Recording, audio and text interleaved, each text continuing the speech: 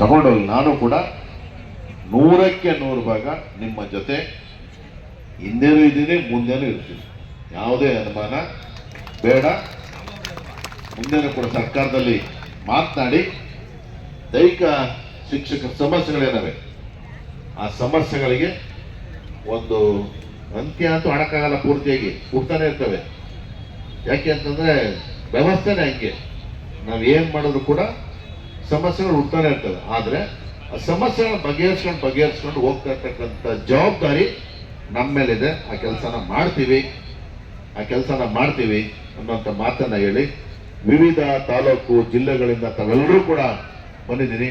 ನೀವ್ಯಾರು ಕೂಡ ದೈಹಿಕ ಶಿಕ್ಷಕರು, ನೀವು 100ಕ್ಕೆ 100 ಭಾಗ ಸಹ ಶಿಕ್ಷಕರಿಗೆ ಸಮಾನನೇ. ನೀವೇನು ಅನುಮಾನ, ನಾನು ಯಾರು ಅದೇನು ಹಿಂದೆ ಮುಂದೆ ನಾನು ಹೇಳೋದಿಲ್ಲ. ಅವತ್ತೇ ಹೇಳಿದೆ 2006ರಲ್ಲಿ, ಇವತ್ತು ಅದನ್ನೇ ಹೇಳ್ತೀನಿ.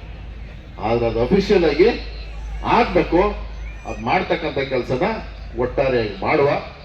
ಈ ಒಂದು ಏನು ಪ್ರತಿಭಟನೆ ಮಾಡಿದ್ರೆ ಯಶಸ್ವಿ ಆಗಲಿ ಅಂತೇಳಿ ಹಾರೈಸ್ತಾ, ನಿಮ್ಮ ಸಂಘಟನೆಗೆ ಜಯವಾಗಲಿ, ಸಂಘಟನೆ ಬಿಗಿಯಾಗಲಿ, ಸಂಘಟನೆ ಇನ್ನೂ ಕೂಡ ಬಲಾಢ್ಯವಾಗಿ ಬೆಳೀಲಿ ಇಡೀ ರಾಜ್ಯದಲ್ಲಿ.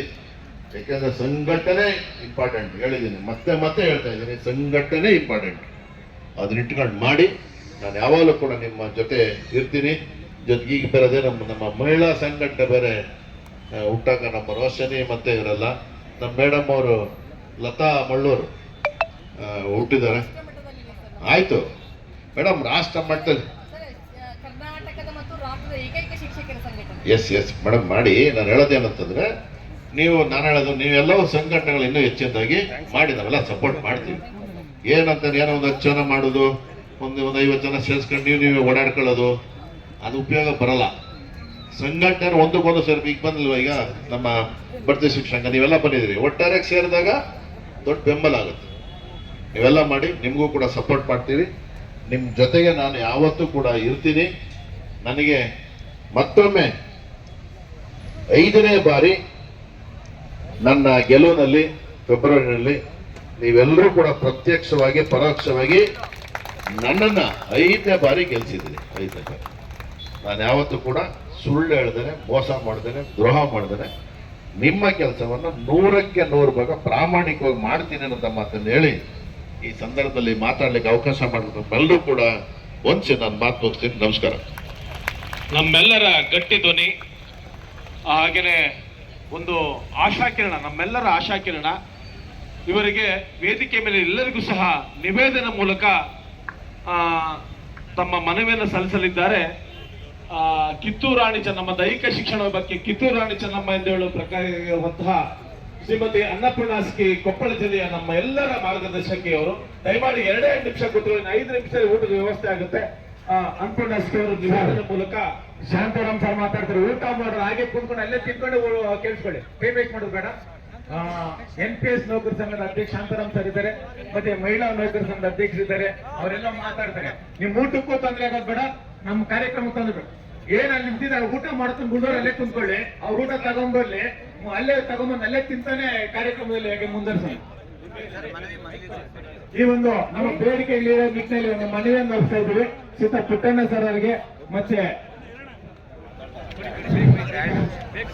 ವೇದಿಕೆ ಮೇಲೆ ಆಸೀನರಾಗಿರುವಂತಹ ಗಣ್ಯ ವ್ಯಕ್ತಿಗಳಿಗೆ ಹಾಗೂ ಎಲ್ಲ ಸಂಘಟನೆಯ ರಾಜ್ಯಾಧ್ಯಕ್ಷರಿಗೆ ಹಾಗೂ ಇಲ್ಲಿ ನೆರೆದಿರುವ ವೃತ್ತಿ ಬಾಂಧವರಿಗೆ, ಮೊನ್ನೆ MLC ಸಾಹೇಬರು ಪುಟ್ಟಣ್ಣ ಅವರು ಮಾತಾಡಿದಕ್ಕೆ ಧನ್ಯವಾದಗಳು. ಅವರು ಶಿಕ್ಷಕರ ಕಳಶ, ಆಶಾಕಿರಣ ಅಂತ ಹೇಳಿರೋದು ನಿಜ. ಆದ್ರೆ ಸಮಸ್ಯೆಗಳು ಬಾಳದವು ಅಂದ್ರು. ಯಾವ ಸಮಸ್ಯೆಗಳು ಬೇಡ, ಕೇವಲ 2 ಸಮಸ್ಯೆ ಬಗೆಹರಿಸ್ರಿ. ಒಂದು, ನಿರುದ್ಯೋಗಿ ಶಿಕ್ಷಕರು ರಕ್ತದಿಂದ ಬರ್ಕೊಂಡ್ರು ಬೆಳಗಾವದಲ್ಲಿ, ಅದಕ್ಕೆ ನೇಮಕಾತಿಯನ್ನ ಮೊದಲ ಮಾಡಿ ಒಂದೇದು. ಯಾಕಂದ್ರೆ ಈಗ 17 ವರ್ಷದಿಂದ ಹೋರಾಟ.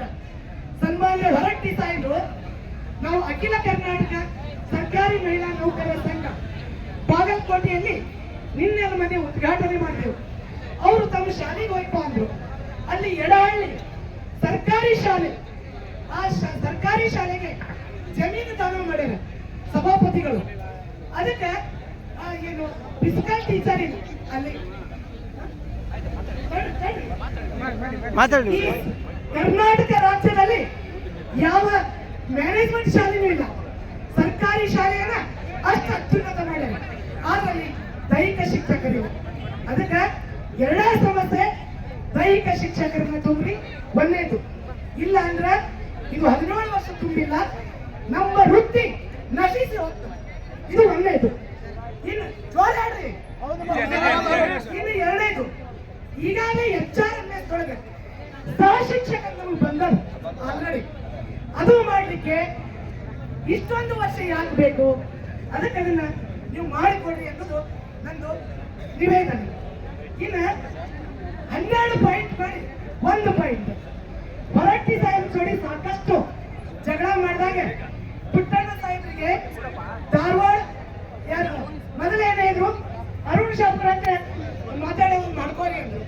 ಕೊನೆಗೆ ಪುಟ್ಟಣ್ಣ ಸಾಹೇಬರಿಗೆ ಧಾರವಾಡ ಪಾಯಿಂಟು ಅಂತೀವಿ ನನಗೆ ಕಾನ್ಫರೆನ್ಸ್ ಹಾಕಿ ಮಾತಾಡ್ತಿದ್ರು. ಆಮೇಲೆ ಲಕ್ಷ ಕೇಳ್ರಿ, ಶಿಕ್ಷಣ ಸಚಿವರ ಹತ್ರ ಮಾತಾಡ್ತೀನಿ ಅಂತ ಪುಟ್ಟಣ್ಣ ಸಾಹೇಬ್ರೆ ಮಾತಾಡ್ಲಿಕ್ಕೆ ಏನೂ ಹೋಗಿಲ್ಲ. ಯಾಕಂದ್ರೆ ಮೂಢವಿಧನೆಯ ಕಾರ್ಯಕ್ರಮದಲ್ಲಿ ಎಲ್ಲ ಹೋಗಿದೆ. 1 ವರ್ಷ ಆಯ್ತು. ಬರೇ ಮಾಡಿಕೊಡ್ತೀವಿ ನೋಡ್ತೀವಿ, ಮೂಗಿ ತುಪ್ಪ ಹಚ್ಚೋದು ಬೇಡ. ಅದಕ್ಕೆ ನಮ್ಮ ಪುಟ್ಟಣ್ಣ ಸಾಹೇಬ್ರು ಹೊರ ಬಂದು ಇಲ್ಲ ಅಂತ ಎಲ್ಲರೂ ಹೇಳಿರಲ್ಲ. ಅದಕ್ಕೆ ಇವತ್ತು ನಿರ್ದಿಷ್ಟ ದಿನಾಂಕ ನಿಮ್ಗೆ 6 ತಿಂಗಳು ಬೇಕು, 3 ತಿಂಗಳು ಬೇಕು, 1 ವರ್ಷ ಬೇಕು.